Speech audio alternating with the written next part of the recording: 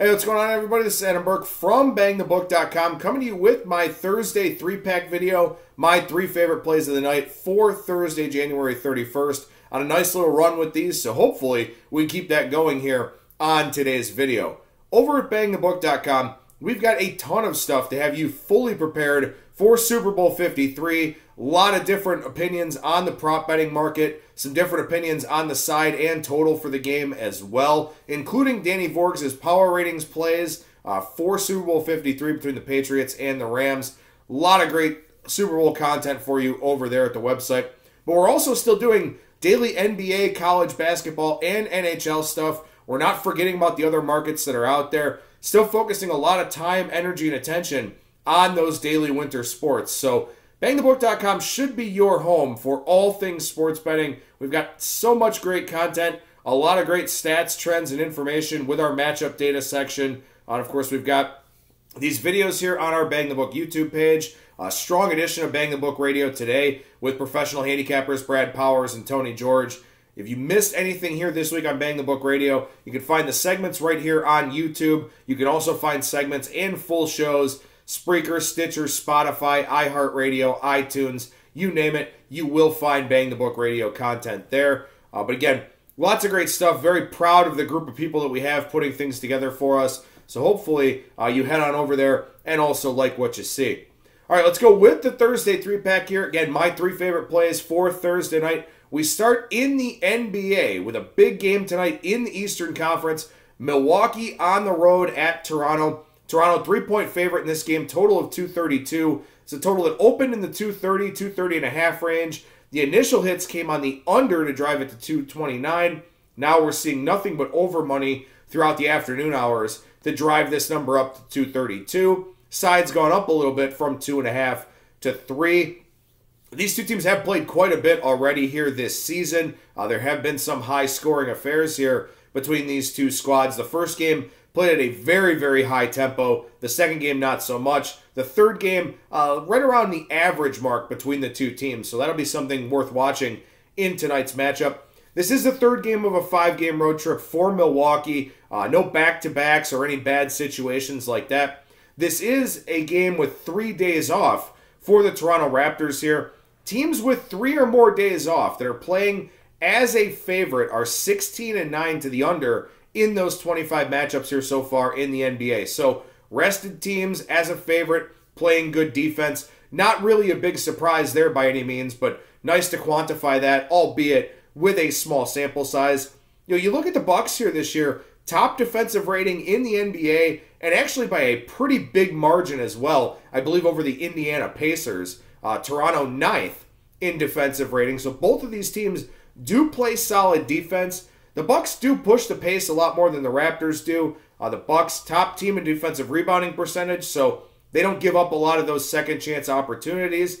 But why I'm looking at the under here in this game, and I know this moves against the grain of the line move, you got a Bucks team that's very good defensively, a Raptors team that's in the top 10 defensively, and also these are two teams that play pretty good defense without fouling. The Bucks, lowest free throw per field goal allowed rate in the NBA this year. The Raptors are 7th. So shouldn't be a whole lot of free points in this game tonight. In the last game between these two teams, there were a lot of free throw attempts. I wouldn't expect the same thing here tonight because these are two teams that over the course of the season have played really good defense without committing fouls. So I don't think that that's a big issue here tonight. I think that you've got a little bit of a rust factor for Toronto with 3 days off. Maybe they start a little bit slowly in the first half. But ultimately, I think that the games that we've seen here so far this year have sort of falsely influenced the total on this game, where there have been some higher scoring games, but these are two teams that are solid offensively, but their bread is buttered on the defensive side of the floor. I think the Bucks recommit to playing defense tonight after what happened in that game earlier this month on January 5th. I think the Raptors play good defense as they're fully rested.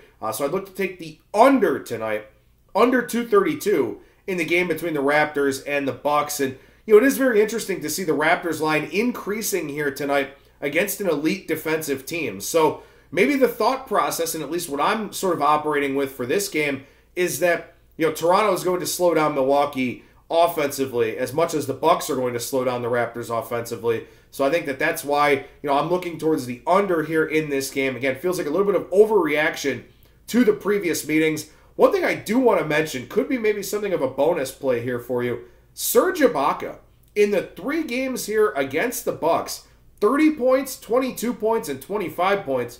Maybe you want to look for a player prop since it does appear that the Bucks are having a little bit of trouble defending him this season. We move over to the college basketball side of things here. My last 2 plays will come from the college hardwood. We start in Conference USA, game 629, 630. Rice on the road at Charlotte. Charlotte a 2-point favorite in this game, total of 140.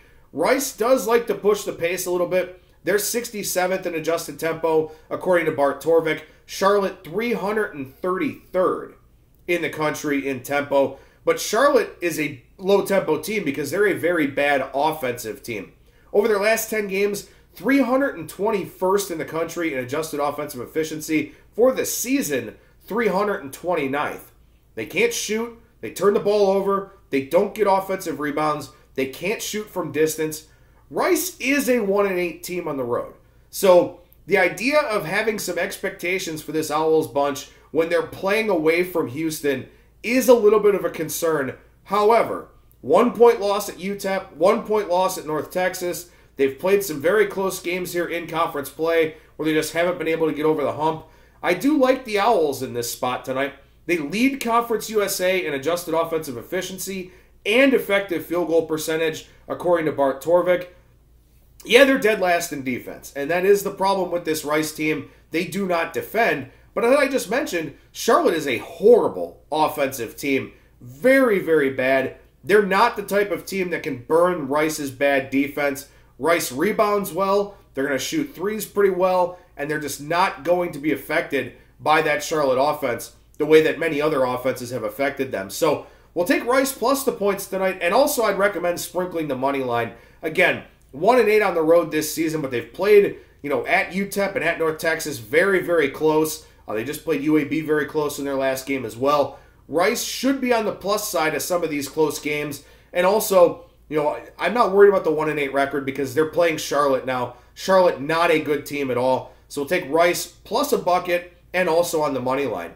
One more game for the Thursday 3-pack here. We head out to the West Coast Conference, which, ironically enough, talked about with Brad Powers here on today's edition of Bang the Book Radio. But game 645, 646 is between Pepperdine and Portland. The Waves, a 4.5-point favorite here. Total on the game, 145. Pepperdine in the middle of the pack in conference play in both offensive and defensive efficiency. Portland, on the other hand, in conference play, 10th in both offensive and defensive efficiency here in this 10-team conference. They are 0-7 in conference play. Would expect that to go to 0-8 here tonight. For Portland, they played the 338th non-conference strength of schedule, according to Bart Torvik, and here they are winless in conference play. In the West Coast Conference, while it's very top-heavy with teams like Gonzaga, San Francisco, to a lesser extent San Diego, BYU, St. Mary's, all that, Portland just has not shown well when they've even stepped up in class a little bit here in conference play. Pepperdine, definitely a better team. They're number 1 in the conference in three-point percentage. They're number 1 in the conference in three-point percentage defense.